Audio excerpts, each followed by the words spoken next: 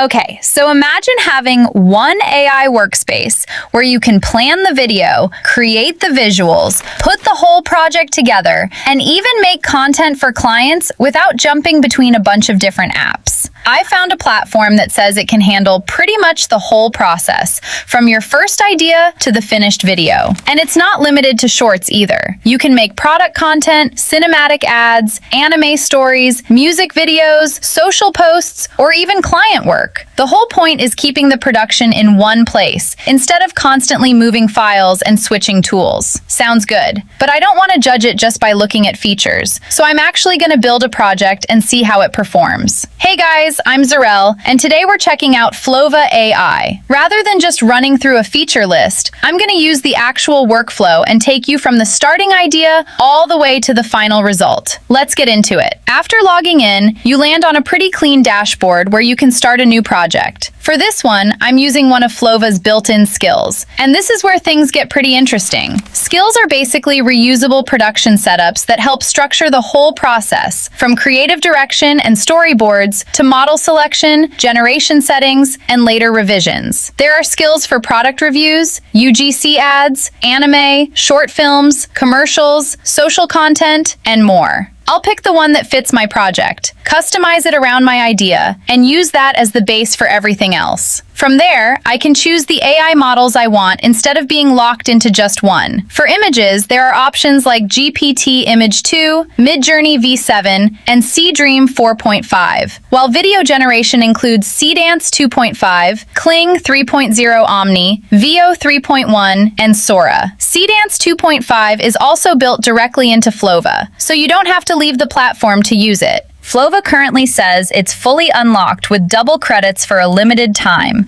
with 480p generation starting at $0.03 per second. You can also create music through Suno and Murph AI, plus voices with 11 Labs and other models. And that's honestly a big convenience. You're not making one part, downloading it, opening another site, and starting over. The whole production can stay connected in one workflow. Now that the setup is out of the way, I want to test the feature I was most curious about, reference to video remix. Basically, you give Flova a video that has a visual style you like, and instead of recreating that exact video, it studies the creative choices and uses them as a starting point for something new. It can look at the camera movement, pacing, lighting, cuts, visual style, and storytelling, then apply those ideas to your own concept. And that's the key part. You're not telling it to copy someone else's work. You're giving it a certain vibe and direction, then letting it build a different story with your own characters and scenes.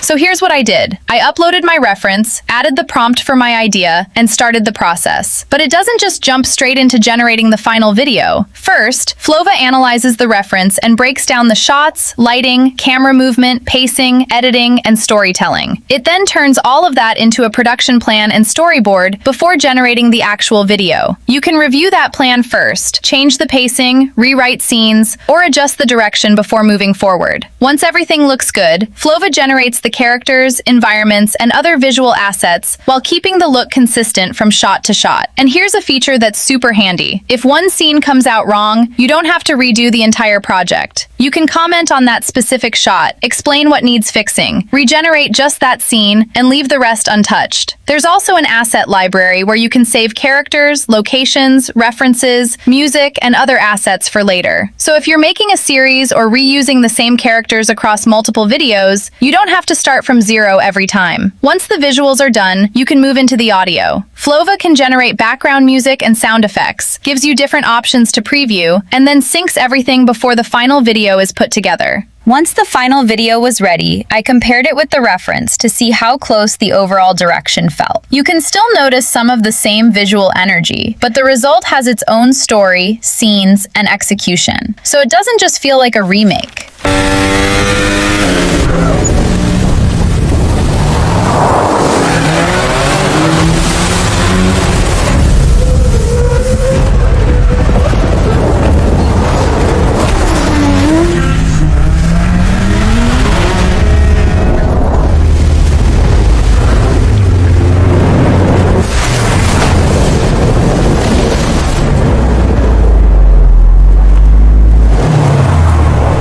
And after running through the full workflow, that's probably what stood out to me most. Everything is tied together. You pick a skill, add your reference, build the storyboard, create the assets, adjust individual shots, generate the animation, add the audio, and export the project without constantly bouncing between different tools. If you need some inspiration before starting, Flova also has Flova TV, where you can check out videos from other users and see different concepts, styles, and ways people are using the platform. For pricing, there are monthly and yearly plans with starter, basic, and pro options, depending on how much you need. And if you run out of credits, you can add more without changing your subscription. Cdance 2.5 is also currently available with double credits for a limited time, with 480p generations starting at 3 cents per second. After using Flova from the first idea all the way to the export, I'd say the biggest advantage is having so many production steps in one place. You're planning the concept, building the storyboard, generating assets, fixing specific shots, creating the animation, adding music, and exporting without constantly switching apps. If you want to try it, new users can get 100 credits when they sign up, plus 200 more credits for each new user they refer. I've left the Flova link and the resources from this video in the description. If you found this review useful, feel free to like the video, subscribe for more AI content, and I'll see you in the next one.